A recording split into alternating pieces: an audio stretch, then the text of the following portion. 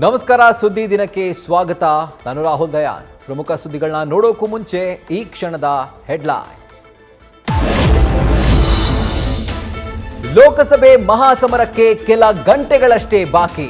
ನಾಳೆ 21 ರಾಜ್ಯಗಳಲ್ಲಿ 102 ಕ್ಷೇತ್ರಗಳಿಗೆ ಮೊದಲ ಹಂತದ ಮತದಾನದ ವ್ಯವಸ್ಥೆಗೆ ಅಧಿಕಾರಿಗಳ ಹರಸಾಹಸ.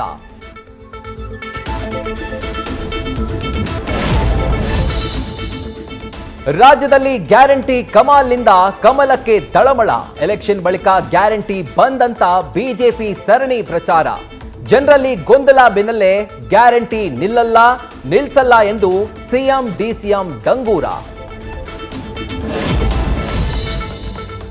ವಿಧಾನಸೌಧದಲ್ಲಿ ಪಾಕ್ ಪರ ಘೋಷಣೆ ಕೂಗಿದ್ದು ಸಾಬೀತಾದ ಮೇಲೂ ಸಚಿವರಿಂದ ವಿತಂಡವಾದ. ನಾಸಿರ್ ಹುಸೇನ್ ಬೆಂಬಲಿಗರು ಘೋಷಣೆ ಕೂಗೇ ಇಲ್ಲ, ಎಫ್ಎಸ್ಎಲ್ ವರದಿ ಇನ್ನೂ ಬಂದೇ ಇಲ್ಲ ಎಂದ ಸಚಿವ ನಾಗೇಂದ್ರ.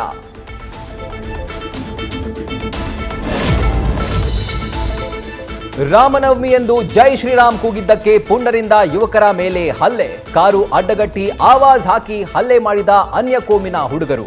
ಬೆಂಗಳೂರಿನ ವಿದ್ಯಾರಣ್ಯಪುರ ಪೊಲೀಸರಿಂದ 2 ಆರೋಪಿಗಳ ಜೊತೆಗೆ ಅಪ್ರಾಪ್ತ ಅರೆಸ್ಟ್.